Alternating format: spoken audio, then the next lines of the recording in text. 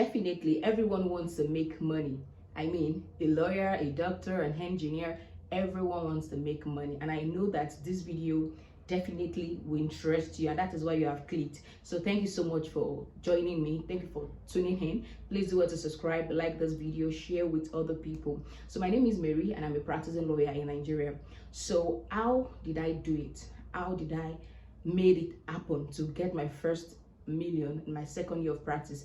By the way, I know there are people out there, probably maybe their first year they even eat a lot of money, but for me it's like how can I put it, like a small win in my second year of practice. I don't really have much experience, but I was able to do it. So I'll be sharing some tip, or like a particular tip that helped me and that has been helping me so far in my practice. So if you're a new week, even if you're not a new week, please just make sure you watch this video till the end. By the way, this is a disclaimer.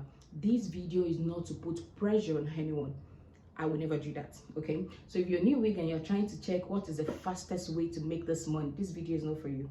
Okay, this is not about the fastest way to make money, but a particular tip, just one tip on how you can have your client base, on how you can make can I say build a successful career for yourself. Okay, I'm still not yet there, but what has worked for me, I can share it with you. Okay, so let's just dive into it. So I was called to the Nigerian bar in the year 2017. The year 2018 I served at Edo State. Okay, so in the year 2019 I had to go back. The first year is that year of 2018, right? Yeah, so the second year, when I had to travel back to my hometown where my parents are, so a family friend reached out to me that there is this friend of his who wants to do some documentation on his property. So even till date, I'm yet to even meet that client physically, because it's actually not in the country. I think he do come and go and things like that. So basically it's on what's it called now, a land to acquire C of O on a farm here. So I charged the man, and after making research, since that was my first time of ever doing it, I do not really know much. By the way, that particular year I only spent a few months in my hometown in Oyo State. I had to travel to Abuja. Okay, so I was no longer in Oyo State, and the farmland is situated in Oyo State. Okay, so I had to reach out to a friend of mine to go and do some research for me at the Ministry of Lands on the documentation, the fee, and everything. So basically I was able to get the information, and I had another consultation with the man. I did not make it known to him that I don't know so much. There is a way that you have your consultation, just like we do say that we lawyers, we are learned, not because we know everything, but we should have an idea of basically everything in the world. So I was able to quickly reach out to someone, and then I continued with the consultation with the person the other, like probably the next day or something. So basically I charged this man, for CO, definitely the money, as at that time, I think everything cost about 2 million naira, roughly 2 million naira.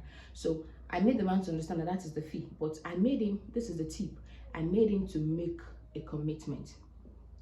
So here is it. He made a commitment of about maybe 20% or 30% then.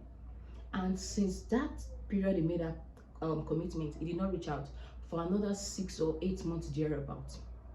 So the tip here is, if he did not make that commitment, I mean the part payment that he made during that period, probably he wouldn't have come back, or maybe would have tried to engage another lawyer.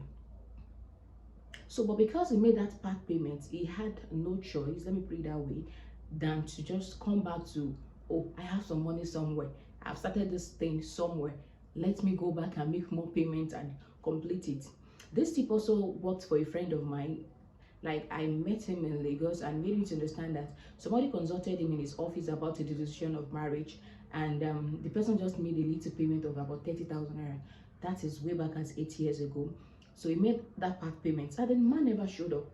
I can't say for now, but as at the time when he told me, the man never showed up. But that 8,000 naira to him, at least it's something like a consultation fee. Like, he did not waste his time, he did not waste, like, somebody just a random person coming to his office and picking his brain after explaining the duration, the what it takes to dissolve a marriage.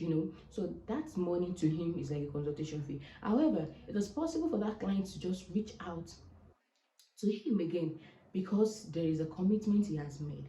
So this tip has been something that has been helping me so far so good, and I know that you can also incorporate it in your practice if you're new with your watching. You know, all this SAN, anybody who is going to brief an SAN, who is going to brief SAN definitely would have arranged millions of naira, you know, if not naira, let's say in dollars. But we lawyers, I don't want to say, let me say, yeah, young lawyers, and we're trying to build our client base, we're trying to build a name for ourselves and all of those things in this career. These are the tips so that you won't see like, oh, I charge him 500,000 naira, but 500,000 naira is fair enough. Like, yeah, for that particular brief, that amount could be fair enough, but what if the person doesn't have it at that time? The person will just be like, oh, let me go. I'm not saying you should charge ridiculously. That is not the point. But my point is, if you say, okay, a brief is, let's say, 500,000 naira, you could just make the person know, well, when do you want to commence?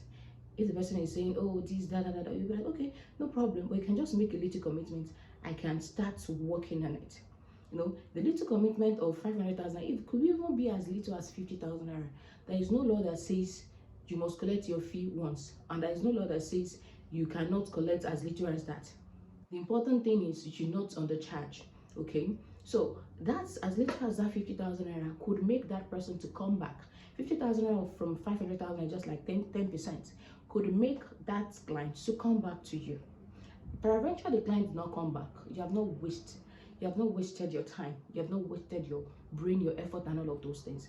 You know, in Nigeria, it is quite difficult for us to take charge consultation fee. Not because we cannot charge consultation fee. Many firms charge consultation fee actually, but for law firms that are just growing, you know, some people just want this free service. You know, coming to meet you like, oh, lawyer.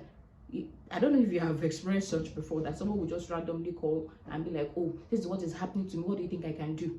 You know, things that in other countries you see the attorney, like, you cannot just call them like that. Well, for me, that is what I've seen so far when it comes to other jurisdictions. Like the few times I've heard about it, they charge per let's say per hour for whatsoever information they're dishing out.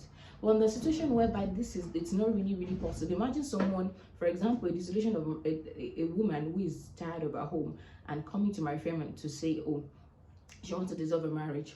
Probably finance is even an issue for her. So imagine saying, you need to pay a 50,000 for consultation fee. She'll be like, oh, from one trouble to the other, things like something like that. But when you see such person, that is, let me say, this is another tip that I also use. When you see such person that you can see by their status, like, oh, they don't, you know, it's not all time you'll be able to detect that, you know, when meeting a client. But if you can detect that, and if you cannot, you can make it known like, oh, I charge so amount for consultation. You know, when you get consultation fees, another way to help you, like, okay, the person might come back, and if they don't come back, you have not really, did you not waste your time? So that is basically the tip I have for you in this video. The tip is just that make them make a commitment. Make your client to make a commitment. That way they'll come back to you, and that is what helped me in making that first million in my second year of practice. Thank you so much. Please do to like, drop a comment for me in the comment section, and if you have any question, my email address will be in the description box. Please do well to send email, and I will definitely reply. Okay, thank you so much, and I will see you in my next one. Bye.